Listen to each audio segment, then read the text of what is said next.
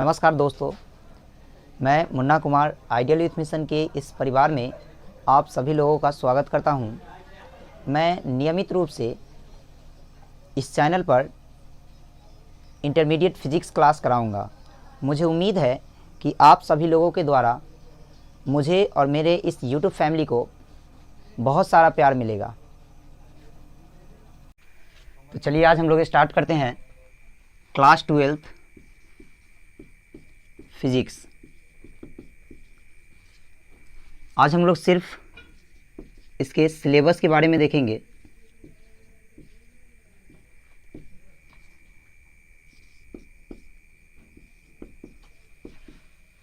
NCERT का जो book है उसका पार्ट 2 है फिजिक्स का, पार्ट 1 और पार्ट 2। इसमें टोटल चैप्टर की संख्या है 8 और इसमें टोटल चैप्टर की संख्या है 6। कुल मिलाकर ओवरऑल बात करें तो कुल चैप्टर है हमारे पास 14। इस 14 चैप्टर कहाँ से आया और कैसे आया है, आज सिर्फ हम इसकी चर्चा करेंगे। तो स्टार्ट करते हैं हम लोग पदार्थ से। पदार्थ का दो मूलभूत गुण होता है। सबसे पहला आता है द्रव्यमान और दूसरा आता है आवेश। द्रव्यमान की टोटल चर्चा हम लोग कर चुके हैं क्लास 11th में। 11th में फुल्ली द्रव्यमान पर बेस्ड है और पूरा फिजिक्स 11th का द्रव्यमान पर ही है। और 12th का जो पूरा फिजिक्स है वह आवेश पर पढ़ रहा है और आवेश से ही टोटल 14 चैप्टर बना है।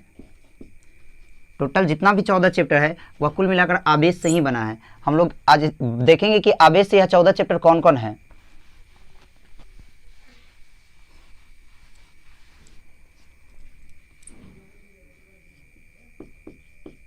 सबसे पहले चैप्टर को देखने के लिए देखेंगे कि आवेश होता क्या है। आवेश पदार्थ का गुण होता है। पदार्थ का गुण होता है जिस गुण के कारण कोई वस्तु किसी अन्य वस्तु को या तो आकर्षित करता है या प्रतिकर्षित करता है।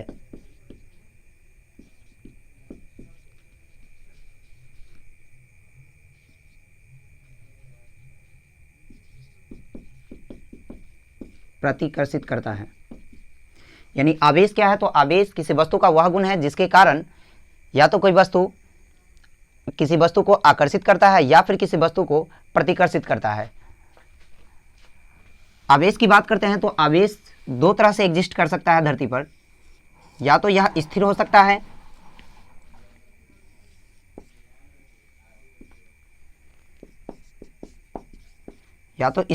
है नहीं तो गतिमान हो सकता है। यदि आवेश स्थिर होता है तो अपने चारों तरफ एक क्षेत्र उत्पन्न करता है जिस क्षेत्र का नाम है विद्युत क्षेत्र। और यदि आवेश गतिमान है तो गति दो तरह का होगा, या तो एक समान गति करेगा ये, नहीं तो असमान गति करेगा। असमान गति कहने का मतलब या फिर इसी को हम बोल सकते हैं परिवर्ती गति।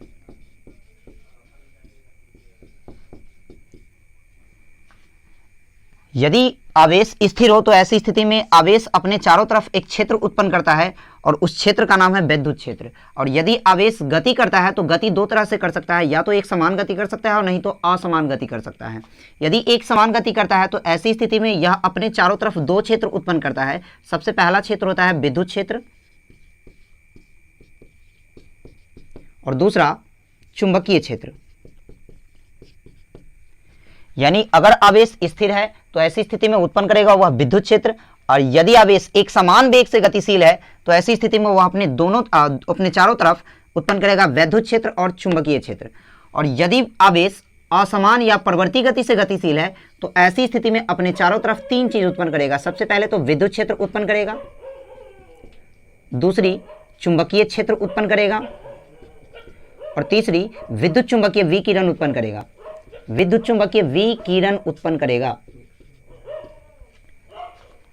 इतना बात आपको क्लियर होना चाहिए। हो गया। तो आवेश दो तरह से धरती पर एग्जिस्ट कर सकता है। सबसे पहले या तो स्थिर होगा ये, और नहीं तो गतिमान होगा। यदि आवेश स्थिर होगा तो ऐसी स्थिति में आवेश अपने चारों तरफ एक फील्ड उत्पन्न करेगा, जिसको बोलेंगे हम लोग इलेक्ट्रिक फील्ड, हिंदी में बोलते हैं वैद्युत क्षेत्र।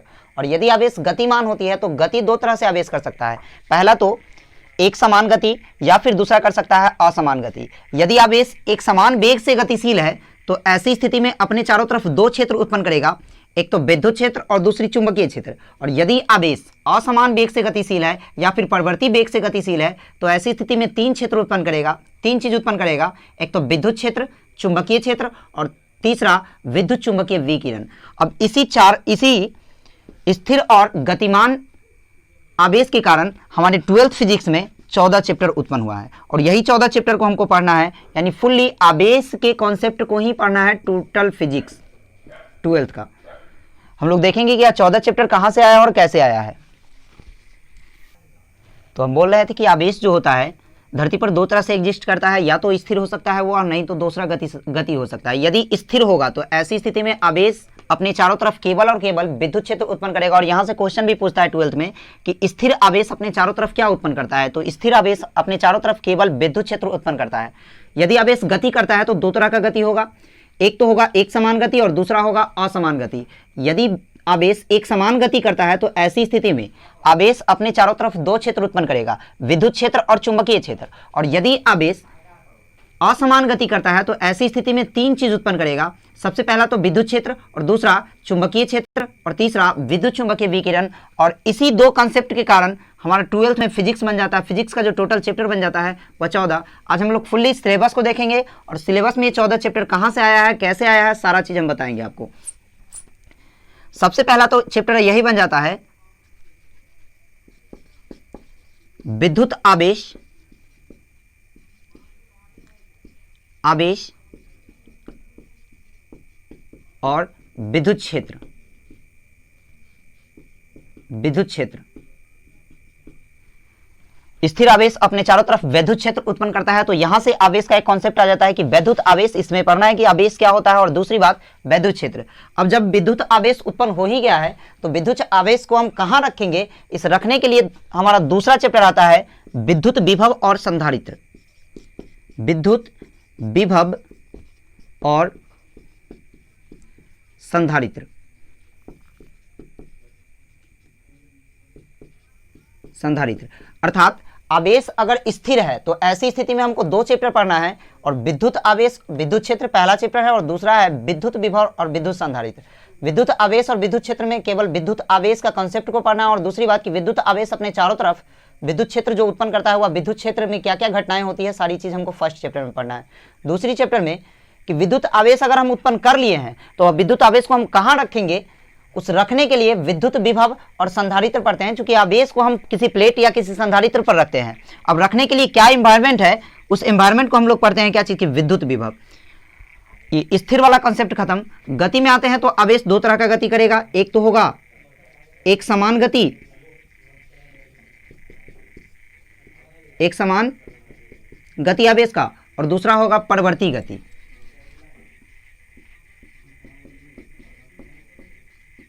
परिवर्ती गति। यदि आवेश एक समान गति उत्पन्न करता है तो अपने चारों तरफ दो क्षेत्र उत्पन्न करता है। पहले आपको हम बताएं कि विद्युत क्षेत्र और दूसरा चुंबकीय क्षेत्र। चुंबकीय क्षेत्र। तो तीसरा चैप्टर हमारा आता है कि विद्युत अगर आवेश गति कर रहा है तो आवेश की गति से आवेश के प्रवाह को हम बोलते हैं विद्युत धारा। यानी फिजिक्स में मेरा तीसरा चैप्टर बनेगा विद्युत धारा। अब विद्युत धारा उत्पन्न हो गया है तो एक वैज्ञानिक आते हैं जिसका नाम है ऑर्स्टेड। ऑर्स्टेड। अब ऑर्स्टेड क्या करता है कि विद्युत धारा पर कुछ एक्सपेरिमेंट करता है, जिसके कारण बोलता है कि विद्युत धारा के चारों तरफ एक चुंबकीय क्षेत्र उत्पन्न होता है, जिसके कारण आ जाता है विद्युत धारा का चुंबकीय प्रभाव। चौथा चैप्टर विद्युत धारा का चुंबकीय प्रभाव। विद्युत धारा का चुंबकीय प्रभाव। चुंबकीय प्रभाव। यानी ऑर्स्टेड एक बहुत बढ़िया काम किए हैं कि विद्युत धारा से वो क्या बनाया, चुंबक, अर्थात उससे एक नया चैप्टर उत्पन्न हो गया, विद्युत धारा का क्या चीज, चुंबकीय प्रभाव। अब जब चुंबकीय प्रभाव की खोज हुई उसके बाद एक नया चैप्टर 5वां बना है, चुंबकत्व। चुंबकत्व या पृथ्वी का चुंबकत्व, चुंबकत्व तथा पृथ्वी का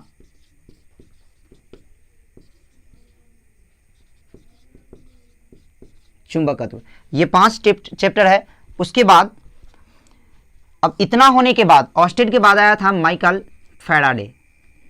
माइकल फैराडे, पूरा नाम है माइकल फैराडे। अब फैराडे आया कि अब वो एक्सपेरिमेंट किया कि अगर विद्युत धारा से चुंबक बन सकता है तो क्या चुंबक से विद्युत धारा नहीं बन सकता है। अब माइकल फैराडे इसमें सफल भी हुए और चुंबक से विद्युत धारा बनाए, और उसका नाम है इलेक्ट्रोमैग्नेटिक इंडक्शन, जो कि आपका 6ठा चैप्टर है। और 6ठा चैप्टर है विद्युत धारा का चुंबकीय प्रभाव। और 6ठा चैप्टर है आपका विद्युत चुंबकीय प्रेरण, विद्युत चुंबकीय प्रेरण। 6 चैप्टर है।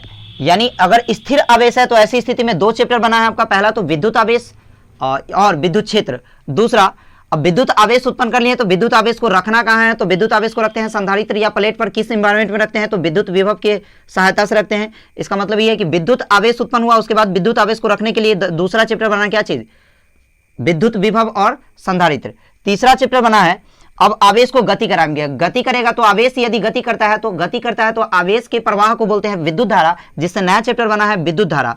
अब विद्युत धारा जब बन गया तो विद्युत धारा के बाद एक वैज्ञानिक है, कौन सा, ऑर्स्टेड। ये ऑर्स्टेड खोज किए कि यदि किसी चालक तार से विद्युत धारा प्रवाहित हो रही है तो चालक तार के चारों तरफ चुंबकीय गुण आता है, और इस चुंबकीय गुण से विद्युत धारा का चुंबकीय प्रभाव, विद्युत धारा का चुंबकीय प्रभाव नामक चैप्टर बना, जो कि आपका चैप्टर 4 है। अब इतना होने के बाद अब चूंकि चुंबक की खोज हो गई थी, इसलिए एक नया चैप्टर 5वां बना, चुंबकत्व तथा पृथ्वी का क्या चीज, चुंबकत्व। अब 6ठा चैप्टर उसके बाद है वैज्ञानिक कौन सा, फैराडे। फैराडे बोले कि यदि विद्युत धारा से चुंबक बन सकता है तो चुंबक से विद्युत धारा क्यों नहीं बनेगा। तो चुंबक से विद्युत धारा बनाने के लिए और फैराडे उसमें सफल हुए हैं और एक नया चैप्टर ला दिए, विद्युत धारा का चुंबकीय प्रभाव। अब विद्युत धारा का चुंबकीय प्रभाव नहीं, विद्युत चुंबकीय क्या चीज, प्रेरण, इलेक्ट्रोमैग्नेटिक इंडक्शन। इलेक्ट्रोमैग्नेटिक इंडक्शन में विद्युत धारा, चुंबक से विद्युत धारा उत्पन्न किया जाता है। मतलब ठीक इसके विपरीत है, विद्युत धारा का चुंबकीय प्रभाव का ठीक विपरीत है विद्युत चुंबकीय क्या चीज, प्रेरण। तो मिटा देते हैं, उसके बाद हम लोग आगे बढ़ेंगे। तो हम देख रहे थे कि आवेश जो होता है पूरे ब्रह्मांड में 2 तरह से एग्जिस्ट करता है, एक तो स्थिर अवस्था में और दूसरी गति की अवस्था में। यदि आवेश स्थिर अवस्था में है तो ऐसी स्थिति में आवेश अपने चारों तरफ एक क्षेत्र उत्पन्न करेगा जिसका नाम होगा वैद्युत क्षेत्र। और यदि आवेश गति कर रहा है तो गति 2 तरह से कर सकता है, या तो वह एक समान वेग से गतिशील हो सकता है या फिर परिवर्ती गति से गतिशील हो सकता है। यदि आवेश एक समान गति से गतिशील है तो ऐसी स्थिति में अपने चारों तरफ उत्पन्न करेगा वैद्युत क्षेत्र तथा चुंबकीय क्षेत्र। और यदि आवेश परिवर्ती गति से गतिशील है तो अपने चारों तरफ 3 चीज उत्पन्न करेगा, सबसे पहला वैद्युत क्षेत्र, दूसरा चुंबकीय क्षेत्र और तीसरा विद्युत चुंबकीय विकिरण उत्पन्न करेगा। और इसी से 14वां चैप्टर का निगमन हुआ है। सबसे पहले हम लोग देख रहे थे कि अगर स्थिर है आवेश तो ऐसी स्थिति में अपने चारों तरफ वैद्युत क्षेत्र उत्पन्न करता है, जिससे पहला चैप्टर हम लोगों का बन गया था वैद्युत क्षेत्र। और वैद्युत क्षेत्र बनने के बाद वैद्युत आवेश इसमें आया था, और चूंकि आवेश को हम कहाँ रखेंगे इसके लिए एक दूसरा चैप्टर बना था विभव और संधारित्र। तीसरा चैप्टर की बात करते हैं तो आवेश गति में आ गया था। अब गति में आवेश आता है तो आवेश के प्रवाह को बोलते हैं वैद्युत धारा। वैद्युत का मतलब होता है आवेश। वैद्युत की बात करते हैं तो वैद्युत का मतलब होता है आवेश और धारा का मतलब होता है प्रवाह, यानी फॉलो ऑफ क्या चीज, इलेक्ट्रिक चार्ज। इट्स कॉल्ड क्या चीज, इलेक्ट्रिक करंट। मतलब विद्युत धारा, विद्युत आवेश के प्रवाह को वैद्युत धारा कहा जाता है। और तीसरा चैप्टर हम लोगों को बना था वैद्युत धारा, यहां तक किया था। उसके बाद चौथा चैप्टर की बात करते हैं तो एक वैज्ञानिक आए थे ऑर्स्टेड।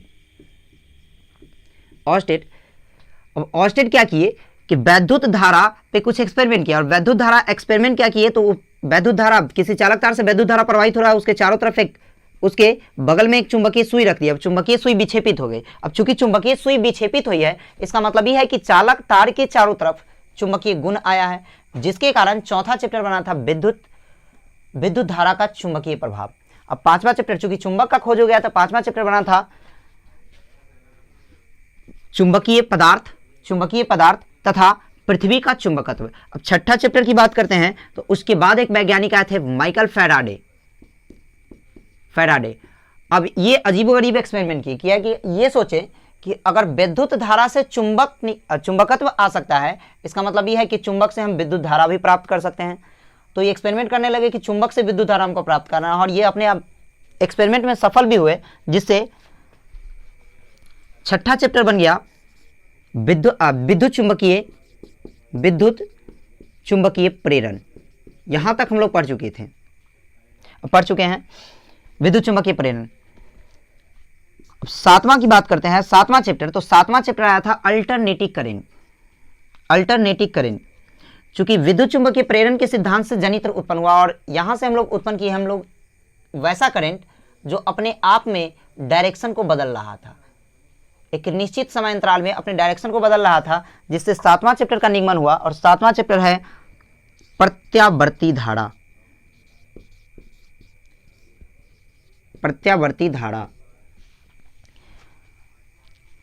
अब है आठवां चैप्टर।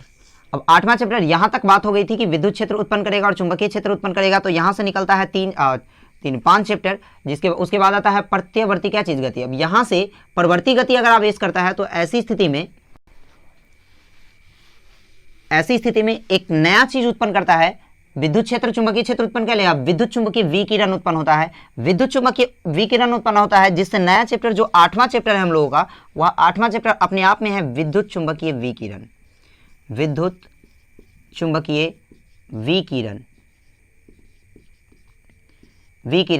जो कि आप पढ़े होंगे जब वेव पढ़े हैं 9th में या फिर 11th में। तो विद्युत चुंबकीय विकिरण के अंतर्गत आते हैं बहुत सारा रेज, जैसे विजिबल रेज आ गया,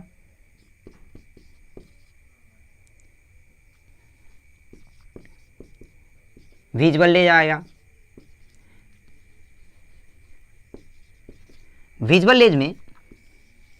विजिबल रेज के बाद आता है इंफ्रारेड की बात करते हैं तो एफएमएम, इधर की बात करते हैं इंफ्रारेड। विजिबल रेज के पहले आता है यूवी अल्ट्रावायलेट के पहले आता है एक्स रे, उसके बाद आता है गामा रे। क्योंकि विजुअल रे अपने आप में व्हाइट लाइट होता है, ये बात आप पहले से जानते हैं कि दृश्य जो प्रकाश किरण होती है वह श्वेत प्रकाश किरण होती है। और यहाँ से हम लोगों का नौवां चैप्टर उत्पन्न होता है, यानी विद्युत चुंबकीय विकिरण में सिर्फ लाइट के बारे में जानकारी है। और चूंकि हम लोग व्हाइट लाइट देखे हैं, इसलिए नौवां चैप्टर जो आता है हम लोगों के फिजिक्स में, वह नौवां चैप्टर है रे ऑप्टिक्स,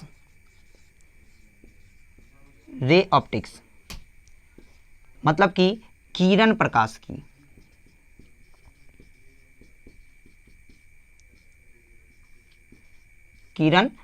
की। उसके बाद हम लोग बात करते हैं तो नौवां चैप्टर है किरण प्रकाश की। अब चूंकि प्रकाश क्या है, प्रकाश किस चीज से बना है, इसके लिए हम लोग को 10वां चैप्टर पढ़ना है वेव ऑप्टिक्स।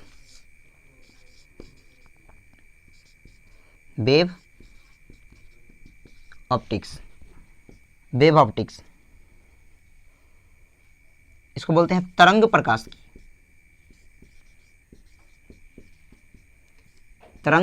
की।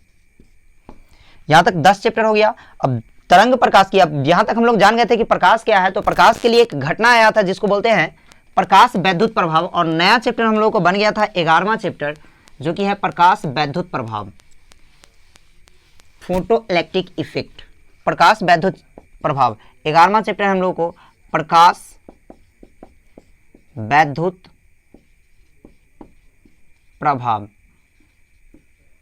ये 11वां चैप्टर है प्रकाश वैद्युत प्रभाव, फोटो इलेक्ट्रिक इफेक्ट। और इसमें बहुत सारी घटना है जिसको हम लोग देखेंगे उसमें जब चैप्टर स्टार्ट करेंगे। तो अभी फुल्ली आपको सिर्फ सिलेबस के बारे में बताया जा रहा है कि प्रकाश वैद्युत प्रभाव 11वां चैप्टर है। उसके बाद 12वां चैप्टर की बात करते हैं तो 12वां चैप्टर अपने आप में यहां से स्टार्ट हो जाता है मॉडर्न फिजिक्स।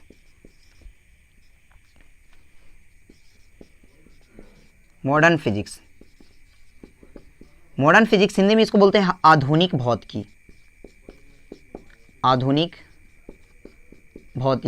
अब चूंकि आधुनिक भौतिकी क्यों बना, आधुनिक भौतिकी क्या होता है, तो आधुनिक भौतिकी इसे ये जितना भी जो घटना पढ़ रहे हैं प्रकाश वैद्युत प्रभाव, ये सारी घटना 1900 ईस्वी के पहले का घटना है। यानी आवेश का खोज 1900 ईस्वी के पहले हो चुका था। कि जितना आवेश से संबंधित जितना भी सारा चीज पढ़े हम लोग, ई 1900 ईस्वी का पहले का चीज है, मतलब 11 चैप्टर से पहले का जो भी चीज पढ़े हम लोग 1900 ईस्वी के पहले का चीज है। अब 1900 ईस्वी के बाद का जो फिजिक्स होता है उस फिजिक्स को हम लोग बोलते हैं मॉडर्न फिजिक्स। और मॉडर्न फिजिक्स में जो 12वां चैप्टर है हम लोगों का, सबसे पहले आता है एटम। एटम जितना भी एटॉमिक मॉडल बना है सारा 1900 ईस्वी के बाद बना है। एटम जिसको हिंदी में बोलते हैं परमाणु, परमाणु। और 13वां चैप्टर जो है हम लोग का न्यूक्लियाई, न्यूक्लियाई जिसको बोलते हैं नाभिक। परमाणु पढ़ने के बाद हम लोग पढ़ेंगे नाभिक। और लास्ट और अंतिम चैप्टर उस फिजिक्स का बनता है जो कि है हमारा 14वां अपने आप में है semi conductor. Semi conductor Hindi में बोलते हैं अर्धचालक, अर्धचालक। और यह चैप्टर अपने आप में बहुत महत्वपूर्ण है, अर्धचालक। आज जो हम लोग कम्युनिकेशन सिस्टम देख रहे हैं, पूरा कम्युनिकेशन सिस्टम, ये पूरा कम्युनिकेशन सिस्टम इस सेमीकंडक्टर पर ही आधारित है। और उसको विस्तार रूप से हम लोग पढ़ेंगे सेमीकंडक्टर को। सेमीकंडक्टर के बिना जीवन संभव अभी नहीं है। टेक्नोलॉजी के ज़माने में सेमीकंडक्टर के बिना जीवन संभव नहीं है। इसका मतलब ये 14वां चैप्टर, ये लास्ट चैप्टर है और मोस्ट इंपॉर्टेंट चैप्टर है। ऐसा एक वैज्ञानिक थे गुले करके, गुले नाम था उनका शायद, गुले करके नाम थे। ऐसा बोलते थे कि उनका जो अभी जो टेक्नोलॉजी है वह प्रत्येक 6 महीना में 2 गुना हो जाता है, जिसको आईसी सर्किट कहा जाता है। मतलब प्रत्येक 6 महीना में 2 गुना हो जाता है टेक्नोलॉजी। मतलब कि अगर छोटा सा चिप है जिसमें आप 6 GB डाटा रख ले हैं अभी, मतलब कि अगर 6 महीना बाद वही चिप मिलेगा लेकिन उसमें अब 12 GB डाटा होगा। प्रत्येक 6 महीना में 2 गुना क्या होगा, टेक्नोलॉजी बढ़ेगा। और ये पूरा सेमीकंडक्टर, आज हम जो कनेक्ट हुए हैं इंटरनेट से, बिना सेमीकंडक्टर के नहीं हो सकते हैं। यानी सेमीकंडक्टर हमारे जीवन में महत्वपूर्ण भूमिका निभाता है। सेमीकंडक्टर जो कि हमारे पूरे फिजिक्स का लास्ट चैप्टर और सेकेंड बुक का 14वां चैप्टर। ऐसे कुल मिलाकर हम लोग को 14 चैप्टर पढ़ना है। फिर एक बार देख लेते हैं हम लोग।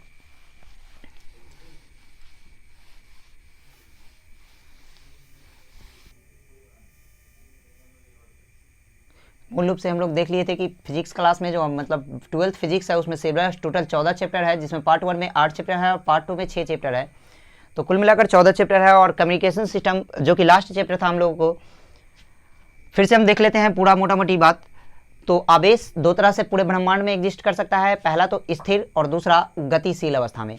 यदि स्थिर अवस्था में आवेश होती है तो ऐसी स्थिति में अपने चारों तरफ केवल और केवल वैद्युत क्षेत्र उत्पन्न करता है। और दूसरी, यदि गतिशील अवस्था में आवेश होती है तो गति 2 तरह का हो सकता है, या तो एक समान गति में हो सकता है और दूसरा परिवर्ती गति में हो सकता है। यदि एक समान गति में है तो ऐसी स्थिति में अपने चारों तरफ 2 क्षेत्र उत्पन्न करेगा, वैद्युत क्षेत्र और चुंबकीय क्षेत्र। और यदि परिवर्ती गति में है तो ऐसी स्थिति में 2 चीज उत्पन्न करेगा, 3 चीज उत्पन्न करेगा, वैद्युत क्षेत्र, चुंबकीय क्षेत्र और विद्युत चुंबकीय विकिरण। यहाँ से इसी चीज से 14 चैप्टर बना है। पहला तो आवेश है, तो पहला चूंकि विद्युत क्षेत्र से उत्पन्न हुआ है, स्थिर आवेश से देखा जाए तो पहला चैप्टर हम लोग का बन जाता है वैद्युत आवेश तथा वैद्युत क्षेत्र। और दूसरा चैप्टर बन जाता है, चूंकि आवेश है तो आवेश को रखेंगे कहाँ, इसके लिए बन जाता है दूसरा विद्युत विभव और संधारित्र। तीसरा चैप्टर, चूंकि आवेश अब गति में आ जाएगा तो गति करने के लिए यहाँ से 2 चैप्टर बनता है। अब चूंकि आवेश गति में आ जाएगा तो गतिशील आवेश को हम लोग बोलते हैं विद्युत धारा। और हमारा तीसरा चैप्टर है विद्युत धारा। चौथा की बात करते हैं तो चूंकि विद्युत धारा से एक वैज्ञानिक है ऑस्टेड विद्युत धारा से बनाया है चुंबक, जिसके कारण चौथा चैप्टर हम लोग का आ जाता है विद्युत धारा का चुंबकीय प्रभाव। और चूंकि चुंबक बन गया था उसके बाद हम लोग पढ़े थे चुंबकत्व, चुंबकीय पदार्थ था पृथ्वी का चुंबकत्व, ये हम लोगों का 5वां चैप्टर था। और छठा चैप्टर की बात करते हैं तो छठा चैप्टर एक वैज्ञानिक आए थे, छठा चैप्टर एक वैज्ञानिक आए थे जिन्होंने कहा कि यदि विद्युत धारा से चुंबक बन सकता है तो चुंबक से विद्युत धारा क्यों नहीं बन सकता है। और छठा चैप्टर लेकर माइकल फैराडे जो कि छठा चैप्टर लेकर आए थे, और वह छठा चैप्टर था अल्टरनेटिक विद्युत चुंबकीय विकिरण, विद्युत चुंबकीय प्रेरण। छठा चैप्टर था विद्युत चुंबकीय प्रेरण। अब विद्युत चुंबकीय प्रेरण के बाद, चूंकि विद्युत चुंबकीय प्रेरण का खोज हो गया था, तो उसके बाद 7वां जो चैप्टर हम लोग को आया था वह था प्रत्यावर्ती धारा। प्रत्यावर्ती धारा के बाद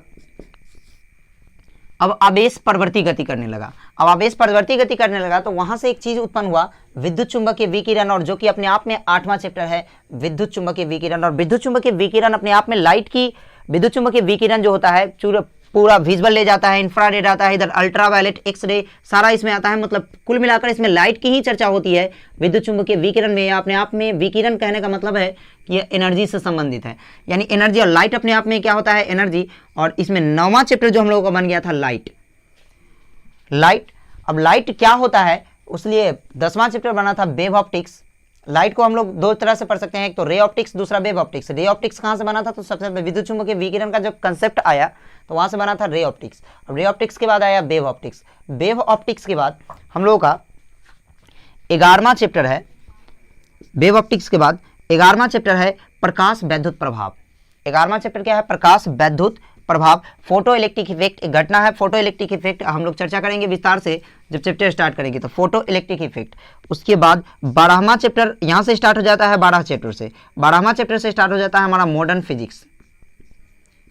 मॉडर्न फिजिक्स, और मॉडर्न फिजिक्स में सबसे 13वां चैप्टर जो है वह 13वां चैप्टर है एटम। 12वां चैप्टर है एटम, और 13वां चैप्टर की बात करते हैं तो 13वां चैप्टर अपने आप में है न्यूक्लियाई। न्यूक्लियाई, एटम को परमाणु हिंदी में बोलते हैं और नाभिक, न्यूक्लियाई को बोलते हैं नाभिक। और लास्ट और अंतिम चैप्टर जो है वह सेमीकंडक्टर है, जो कि अपने बुक का लास्ट चैप्टर है जिसका नाम है सेमीकंडक्टर। सेमीकंडक्टर। और कुल मिलाकर चैप्टर की संख्या है 14, और यह 14 चैप्टर कैसे आया, कहाँ से आया, ये सारी चीज़ आप जान चुके हैं। तो अगली क्लास से हम लोग स्टार्ट करेंगे आवेश होता क्या है, आवेश से संबंधित घटनाओं के बारे में अध्ययन करेंगे और पूरे विस्तार से चलेंगे हम लोग, एक भी चीज़ को नहीं छोड़ेंगे। मिलते हैं अगली क्लास में।